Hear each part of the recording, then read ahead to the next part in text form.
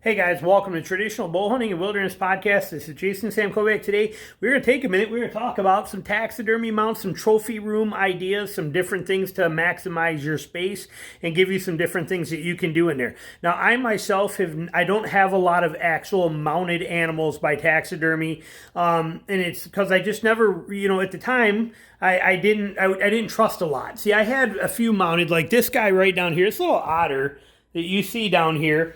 I actually had this otter mounted, it was too far in, there we go. But I had that as the first otter I ever trapped back when I was 12 years old. You can see that thing's beat up. It has traveled from southern Michigan to back and forth in a rainstorm in the bed of an S10 1991 S10 pickup. This thing has been through the ringer from my neglect as being a kid with it. But this thing was one of the first things I ever had mounted. Like I said, I was 12 years old. I'm 47 now, so we're going back quite a while. But the same guy who actually mounted that otter for me also mounted this deer that I got right there, that 8-point, and he did a phenomenal job. Well, right after he did this deer, he went out of business. And so that was no longer an option to use him. And then when I had this bear done, was my first major disappointment in taxidermy here. Sorry about the window light, I'll come in from this way, but this bear that is right there was an absolute joke. And I don't remember the lady's name that did it, but I went by price and it was affordable. But if you look at this bear and how skinny this bear is in body, the height is right, but the body is so super skinny. The head is so super skinny. Now let me come over here and show you what this bear actually looked like. That is that bear. Look at the size of that bear. That bear was 400 pounds weighed on a tractor. Look at the size of that bear and look at the head. Look at the size of that head. And then this is what I get back from this lady, is this skinny little, wimpy, skinny little bear mount. She basically did not do any plaster of Paris or whatever taxidermists do. She did not fill any of this out. She cut the hide to fit the standard form and gave me back this little scrawny bear, which was a huge disappointment. So I never had anything done anymore, taxidermy wise, and I never had any intention to, which leads us to some of these other cool mounts and ideas of things that you can do, which I'll show you. But now look at this one. Look at the face on this bear. Look at this stuff, okay, how this was done. And now take a look at this one, which I may not be able to climb up there for you, but look at the lifelike detail in this bear. Again, I'm trying to hold up for you. This mount is absolutely amazing. This is my daughter's first black bear, and this bear was mounted by Chad Henry, taxidermist out of Lancaster, PA, and he was absolutely incredible. You guys, if you listen to my podcast, you've heard his son Colby on with me, and Chad did this rug for me, and this rug is absolutely beautiful. The quality of what he did is amazing, but you look at the differences again, and even the face and the lifelikeness of that looks very fake. No offense to who did it. But look at then in the detail of that one. Look at the nose, look at the hair, look at the eyes, look at the detail in it. I mean, it's just pure perfection on this one here. So when it comes to taxidermy, trying to find a good taxidermist, there's a lot of them out there that are not good.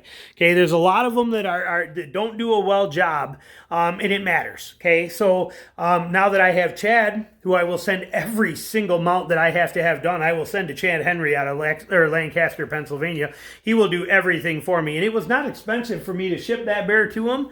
I put it in a cooler. It cost me about $100 to put the whole bear hide in a cooler with the skull and everything, and ship it to him second day air by UPS, and he did it for me and shipped it back. So it was real easy.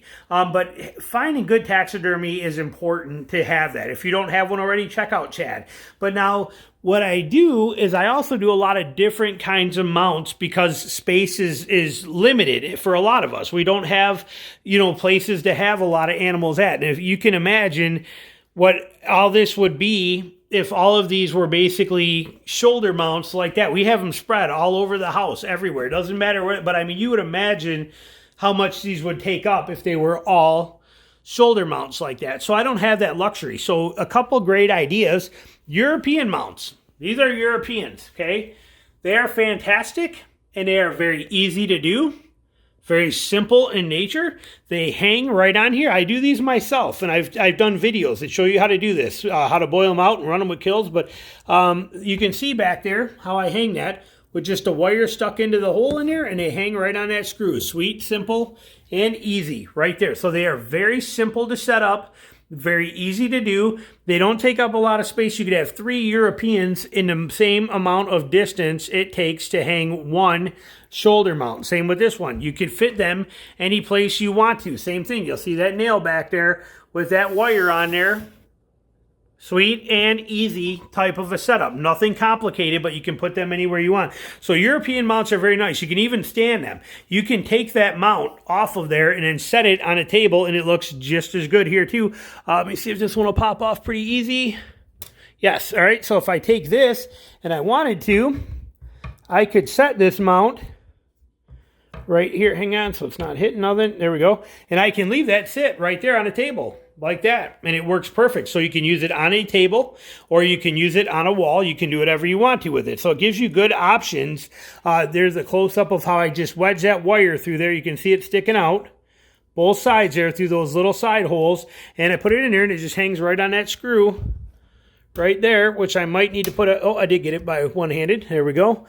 And that is all there is to having a European. So they are simple setups, easy to do. Skull mounts for the bears. This is one. This is actually the skull out of that bear. No, I lied. This is out of my second bear. The other one is in the other room. But you can do the skull mounts for them. You can see these pedestal mounts on antlers. Okay. Very simple in design, very easy setup. There's nothing complicated about these. We'll take this little dude right here and I'll show you. So you take this. This is a skull plate that I cut out.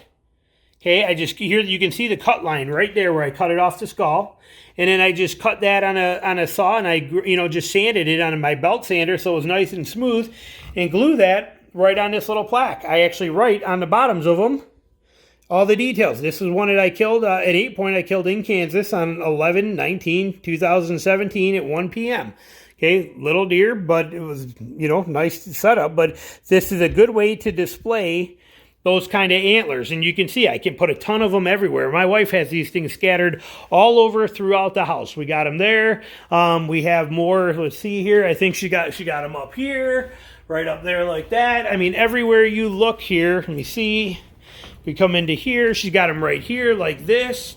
You put these things any place you want to put them at. They're just real easy to do. So that's a fantastic kind of mount. Sheds are another one. Here you're looking at 2 boar tusks. Right here, like that, just something easy, simple. They don't have to be complicated, or they don't have to be a full mount, but just nice decoration stuff. Look at this shed we found. She's got that shed set right there with a pine cone on it, but it's just a shed sitting right here. Sweet and easy, and it's decorative, and it lets that be part of it. So there's actually a bunch of different ways that you can do some pretty neat things with a lot of this stuff. We had some other ones hanging too that she probably moved and got scattered around, but I wanted to show you guys some of this stuff too. For pig heads, boar. These are some of the pigs that I've killed years ago, but you can see I took the tusks out, mounted them with the broadhead on there. Simple, easy mounts, but they don't take up a lot of room. They got unique storytelling capabilities, and they give you that reminiscence and that reminder capability. So again, you're talking about stuff that's not overpowering, not hard to do, and it lets you fit a lot of stuff into small areas. More sheds right here. Here's other sheds that we have found that just get put into all sorts of decorative type places. So there's a tremendous amount of things that you can do to spice up your room, your hunting room, without having to be wall-to-wall shoulder mounts, which is not a bad thing. Don't get me wrong. I'm just saying, if you don't want to do that or have the money to do that or the space to do it, these are some other great ideas. Look at the amount of space that bear rug takes on a wall. I mean, that's a huge commitment of wall space compared to this pedestal mount. I could have that pedestal mount here, that life-size mount, and have many more mounts behind there. This rug takes up a lot of space. Do I love it? Yes, I do. It's my daughter's. When she moves out, it will go with her. So it is hanging here temporarily for her, but I'm assuming she's going to want to take it. If she doesn't, it can hang there for the rest of her rest of my life. It's fine. I'm so proud of her with that bear. But the point being, that takes up a tremendous amount of wall space. So a bear rug may not be the best option for you. Where we went originally with a life-size mount that is on wheels. We can roll this and put it anywhere we want to, and we didn't give up wall space. You know, so there's a lot of things that you need to take into consideration in pictures themselves, just pictures. You know, pictures are a fantastic way of having wall space, not take, you know, trophies that are on there that are not taking up a tremendous amount of wall space on there. So having that stuff is good ideas. This hopefully gives you just a couple tips and ideas of ways that you could be creative and not necessarily have to do the traditional shoulder mount on every single animal you kill, which gets overwhelming real quick. Or do as you see where they do like a, you know, they cut these off like this and then they just start tacking them on the wall, which isn't bad and it looks okay, but this gives you a lot more flexibility. If we wanted to, we could put a shelf right here and imagine I could start stacking all of these on there if I wanted to in a nice, beautiful arrangement on that row. So this simple design of setup, see, like my wife has a couple stone heads on that one right there, okay, that's set up on that one. So you can see, but this simple design of a pedestal, I've done other videos on this too that show how to make it, but just a very easy, simple setup. That's from 2018 here in Michigan. But it gives you nice capabilities to be able to display this stuff for the memorabilia factor, for storytelling, for all that kind of stuff without the tremendous wall space. So if you look around this room, there's probably a dozen, you know, there's a dozen bucks and 2 bears and actually probably, yeah, 14, 16 bucks, 2 bears, 2 hogs, you know, a coyote, otter, and we have still a tremendous amount of wall space.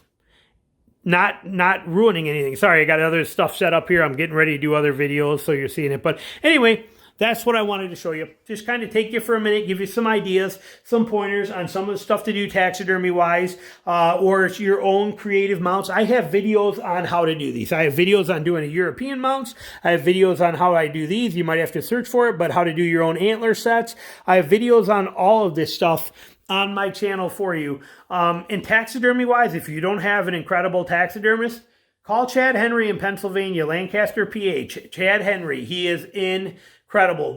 What he did with that bear rug now gives me faith in taxidermists again, because I'll tell you what, that life-size bear is the most disgusting mount I've ever had done in my life, and I was heartbroken the day I got it. I would have actually thrown it out years ago and just got rid of it because it's a disappointment to me.